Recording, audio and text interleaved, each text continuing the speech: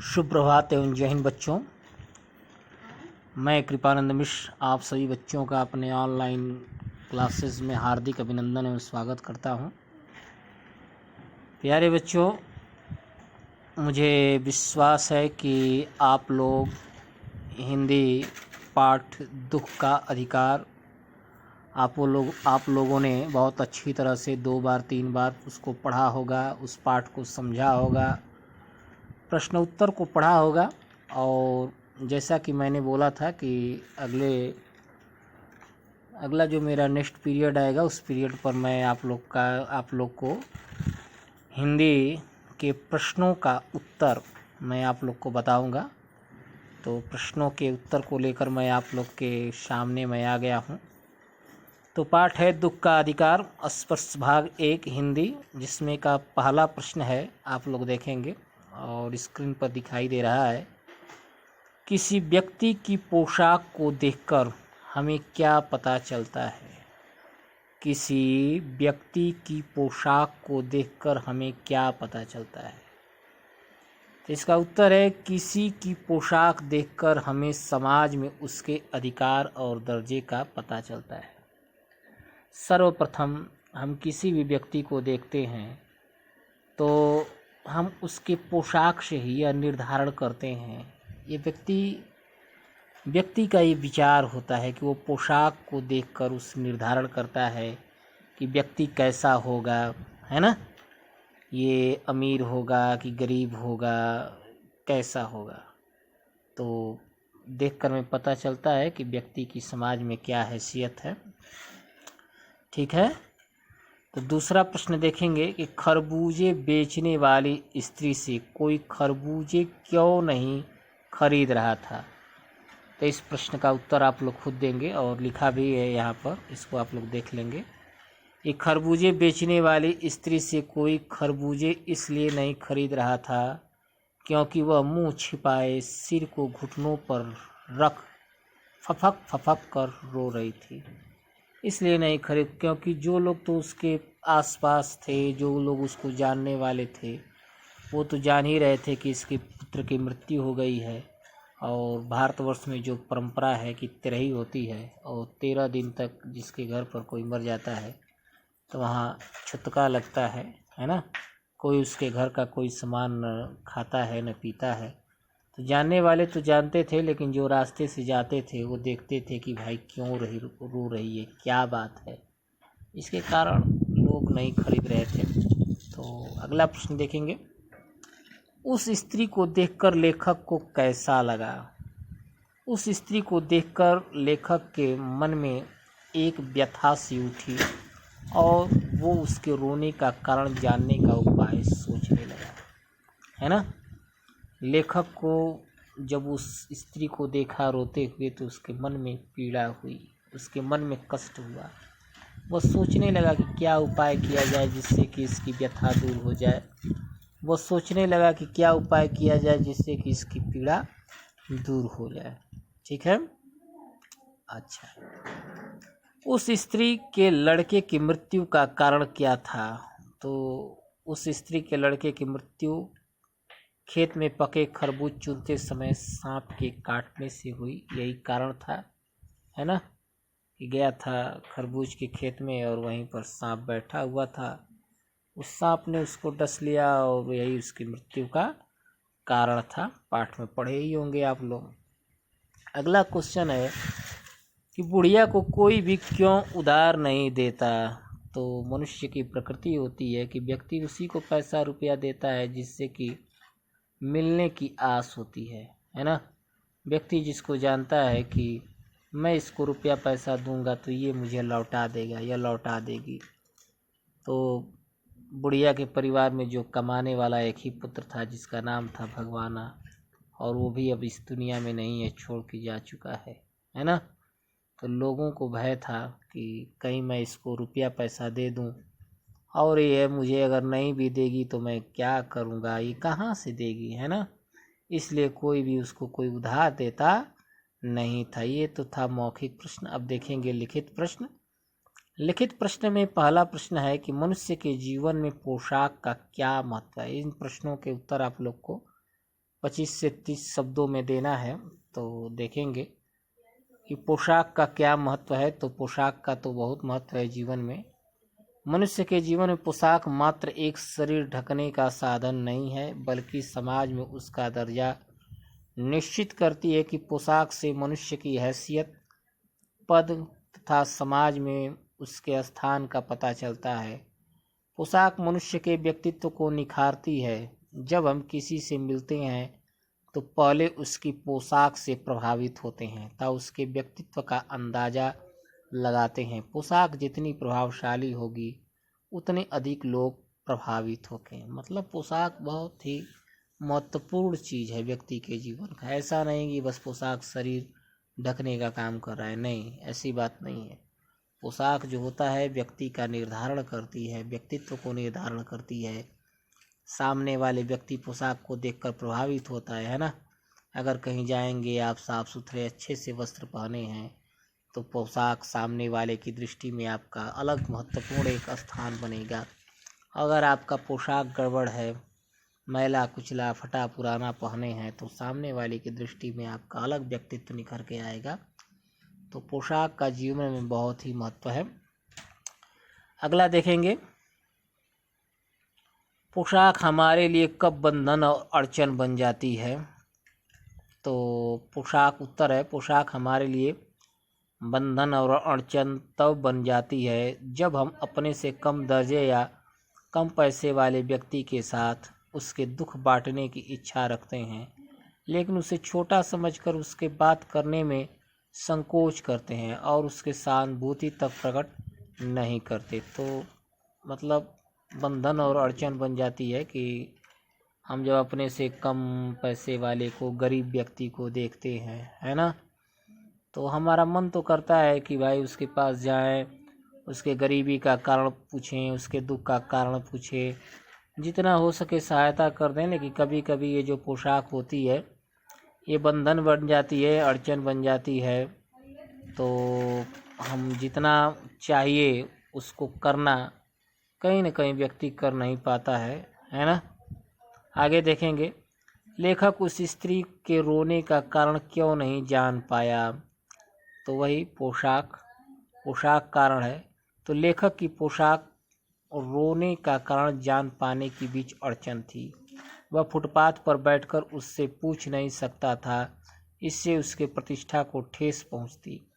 इस वजह से वह उस स्त्री के रोने का कारण नहीं जान पाया। पोशाक ही मुख्य कारण है ना। भगवाना अपने परिवार का निर्वाह कैसे करता था। तो भगवाना शहर के पास 1.5 बीघा जमीन में कछियारी करके, यानी कि खेती करके, खरबूजे की खेती करके परिवार का निर्वाह करता था। लड़के की मृत्यु के दूसरे ही दिन बुढ़िया खरबूजे बेचने क्यों चल पड़ी। बुढ़िया बहुत गरीब थी। लड़के की मृत्यु पर घर में जो कुछ था सब कुछ खर्च हो गया। लड़के के छोटे छोटे बच्चे भूख से परेशान थे। बहू को तेज बुखार था, इलाज के लिए भी पैसा नहीं था। इन्हीं सब कारणों से वह दूसरे ही दिन खरबूजे बेचने चल दी। बताए थे ना कि रहीमदास जी कहते हैं, रहीमन कहे पेट से तो क्यों न हो गए पीठ, भूखे मान बिगारी हों भरे बिगाड़े ढीठ। भूखा रहेगा तो मान सम्मान को मार देगा और भरा रहता है तो व्यक्ति को ढीठ बना देता है ना। तो बहुत बेकार चीज़ है।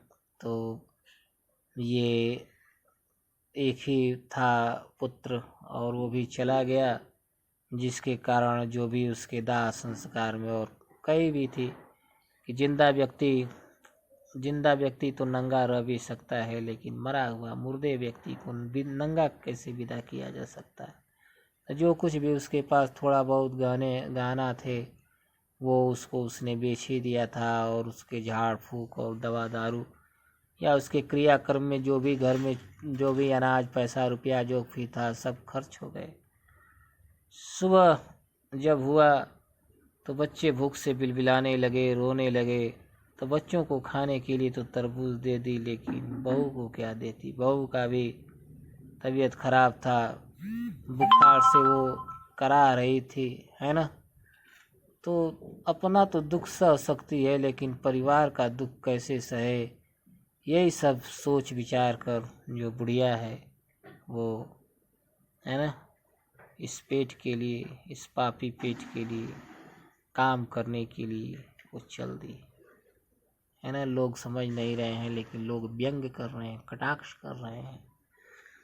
लोग समझते नहीं हैं किसी के पीड़ा को, किसी के दुख को, किसी के दर्द को, लेकिन बोलने वाले बोल देते हैं इनको ऐसा करना चाहिए, इनको ऐसे करना चाहिए, लेकिन जानता कोई नहीं है कि कैसे करना चाहिए, न उसका कोई जानने का, न कोई उसको जानने का प्रयास ही करता है। बुढ़िया के दुख को देखकर लेखक को अपने पड़ोसी संभ्रांत महिला की याद क्यों आई?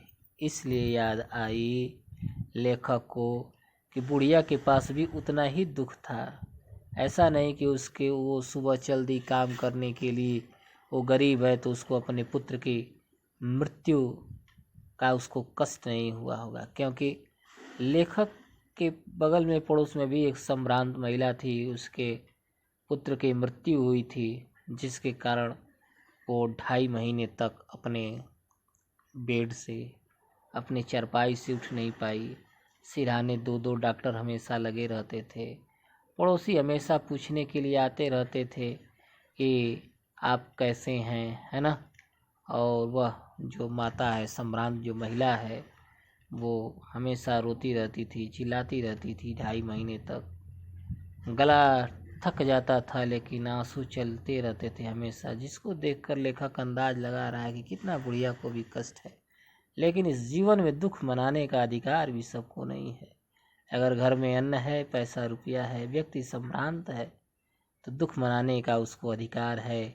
लेकिन जिसके पास ये सब कुछ नहीं है, उसको दुख मनाने का भी अधिकार नहीं है। निम्नलिखित प्रश्न का उत्तर 50-60 शब्दों में लिखिए। 50-60 शब्द में उत्तर लिखना है। तो प्रश्न है, बाजार के लोग खरबूजे बेचने वाली स्त्री के बारे में क्या क्या कह रहे थे? अपने शब्दों में लिखिए। तो इसको लिखेंगे आप लोग, है ना, क्या क्या कह रहे थे। तो इसको जानते ही हैं, व्यंग, जो व्यंग बोलते समय लोग बोल रहे हैं, कटाक्ष कर रहे हैं, है ना, कि ये लोग, इन लोग के लिए ईमान धर्म सब रोटी होता है, ये सब चीज़ें आप लोग लिखेंगे इसको। पास पड़ोस की दुकान से पूछने पर लेखक को क्या पता चला?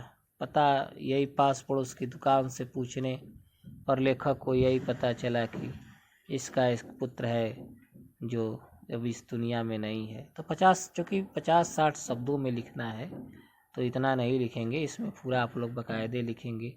उस कहानी को बताएंगे कि कैसे मर गया, क्या कर रहा था, उसकी रोजी रोटी क्या थी, वो कौन सा काम करता था, क्या घटनाएं हुई, है ना, सबको लिखेंगे 50-60 शब्द में। चूँकि लिखना है 50-60 शब्दों में, तो 50-60 शब्दों में उत्तर होना चाहिए। नहीं कि पूछा जाए 50-60 शब्दों में तो लिख दिए आप 10 शब्द में, तो ये बिल्कुल गलत है। जितना शब्दों में पूछा जाए उतना लिखना चाहिए, अधिक हो जाए कम ना हो, ठीक ना। लड़के को बचाने के लिए बुढ़िया ने क्या क्या उपाय किए? लड़के के मृत्यु होने पर बुढ़िया पागल सी हो गई। वह जो कर सकती थी उसने किया। वह ओझा को बुला लाई, झाड़ना फूकना हुआ, नाग देवता की पूजा भी हुई। घर में जितना अनाज था दान दक्षिणा में समाप्त हो गया, परंतु उसका बेटा बच न सका। लेखक ने बुढ़िया के दुख का अंदाजा कैसे लगाया?